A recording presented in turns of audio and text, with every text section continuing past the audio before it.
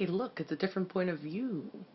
Now this is from my phone, so the video is really grainy, and I do apologize for that. Okay, so let's talk about depression. I believe that Stephen Fry put it best. Now Stephen Fry is part of a comedy duo from a long time ago in England. He was actually paired up with Hugh Laurie, who was known as House, Dr. House.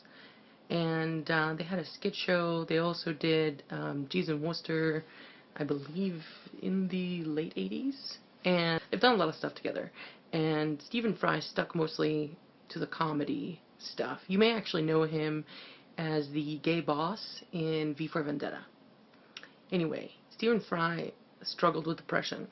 He still does. Depression is forever. But it comes and goes. And he was so depressed that whenever he wasn't on camera, he took a lot of drugs. And the way he explains it, and I'm probably paraphrasing because my memory isn't the best, but the way he explains it is, depression is like bad weather. You can't predict when the clouds are going to come and suddenly it's going to start to rain. And you really have no control over how long it rains. You just have to, pull out an umbrella and just hold on, and the sun will come out. You just have to wait for the bad weather to pass. That's kind of what depression is like. It's not always sensical. It doesn't always make sense. It's not always logical why you're depressed. Sometimes it just happens. It's not something that's really been explained scientifically. It could be hormonal. It could just be genetic. Who knows? So depression comes and goes. Depression doesn't have to be relevant to anything. And there's no real cure. You can push down the symptoms, but by pushing down the sadness, you also push down the happiness. There's a lot of songs and conversations about the fact that if you take antidepressants, you're pretty much taking anti-emotions. It's not really, it doesn't just get rid of the lows, it gets rid of the highs as well. You sort of plateau and there's not much of anything. When I was a teenager and we first moved here when I was 11 years old, I was depressed for a really long time. I couldn't handle the social shift. Culture was very, very different. And I went into culture shock and a depression for 3 years. And that's also right when puberty started, which is probably when the gender stuff really sort of became an issue. I was going to an all-girl Catholic school and surrounded by women, and I had to act like a woman. Before, it was co-ed, and therefore I had a little bit more freedom. I still had to wear a uniform and stuff, but I could at least socialize with the guys, which helped. But when you're just supposed to be in an all-female environment and you don't fit in, it's really, really uncomfortable. So mix that in with the culture shock, mix that in with just the very different socio-political outlook that people have where I moved. Depression came hard. I was severely depressed for like at least 3 years. I believe I've been depressed since I was 11. It's just come and gone. But the puberty really made it bad. When I was 13, 14, my mother had been sending me to all these different psychiatrists and doctors and stuff, and they prescribed Prozac. And I couldn't even swallow pills at the time. I mean, it was awful stuff. Like, it was capsules, and we would break the capsules into a spoon with juice in it, my favorite juice, and it made me hate the juice forever on, but it was just really disgusting. So I was forced to learn to swallow pills just to not deal with that. And I really hated having no emotions. I am a very passionate person, and I really like having emotions. I like having good emotions more than bad emotions, but I really like having emotions because emotions is a way for your body to tell you that something's wrong.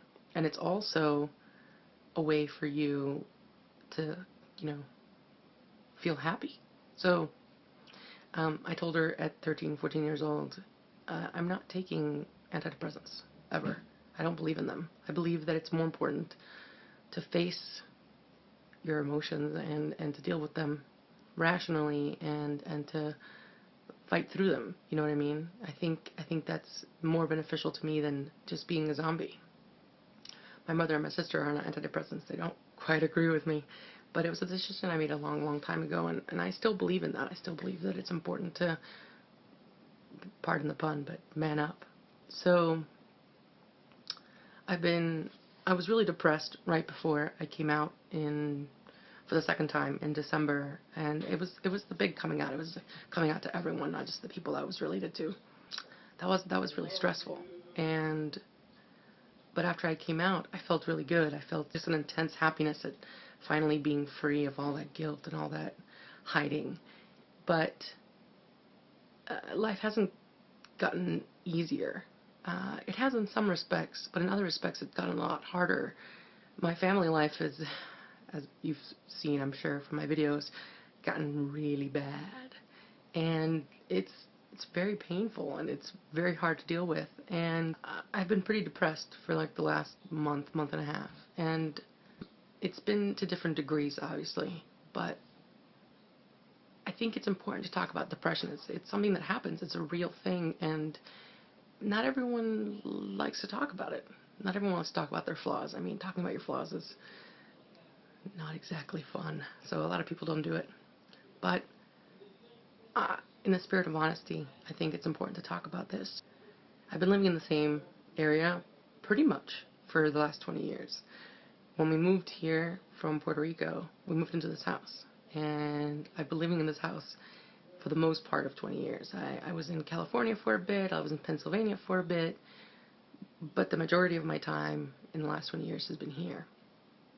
So, you know, I know this area. I know this area like the back of my hand, and our house is sort of in a cul-de-sac. It's sort of a dead end, but not really. Our house is on a roundabout, so you go down the main, like one of the main streets, and you go into the neighborhood, and the neighborhood has a few places that exit, but once it gets to the end, there's a dead end, and then there's a cross street, and we live on the cross street, and you know, at the end of that the first street, it says dead end at the end, and that never meant anything to me. Okay, make a turn, pretty much.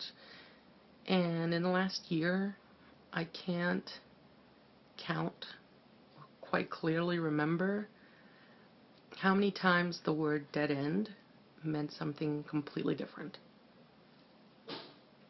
I'm not a suicidal person generally, but I've had some really hard times in the last year. After I came out to my family, I became so stressed that work was a real nightmare, and I was so angry that everything about my life was stressful. And there were times when I would be so furious after work and so tired and so grumpy and just stressed out that I would, I'm a fast driver generally, I would race down that street, that dead end, and I would have thoughts like, I'm going to drive 90 and hit that barrier at the end of that street and just end it. It would literally be a dead end. And since I came out in February, January, I don't have those feelings as much. I was having them almost every night in the past, before I came out again. And I've had those thoughts maybe twice in the last 5-6 months. But, you know, I'm not the kind of person who cuts themselves or who would take pills, but I am the kind of person who drives very fast. And while I'm usually in extreme control, driving fast actually makes you focus more on what you're doing. And I feel very comfortable driving very quickly. It would be very understandable for people who can't see what I'm thinking to say, oh, well, they just lost control and they're gone now. And my will to live is so strong that it was important for me to come out. I'd rather come out and be trans and maybe lose something than it would be for me to just end it. But the thoughts are there, lingering in the shadows of my mind, you know, Just drive a little faster. Just don't hit the brakes. Just make it a dead end for real. And the urge isn't so strong that I would ever follow through with it. But, when life gets tough, sometimes we have thoughts like this. And depression may not be something that you have clinically. It may just be something that you feel once in a while. Because everyone gets that. But it's important to be aware, that even when it gets tough, it's important to make a turn, to change your life, to improve the things that are hurting you, to get away from them, to do things that would stop that from happening, rather than simply keep going straight and something bad happens. I just wanted to share that. I'm not contemplating suicide, but it's something that is real, and it's something that I feel, so I'm probably not the only one who feels sad sometimes. And I just wanted to make a video about that, have a real conversation. I hope everyone's doing well, and yeah, catch you soon. Don't forget, I have a video coming up on Sunday. I think it's going public. No. Top surgery? I don't remember. Catch you guys soon. Ky out.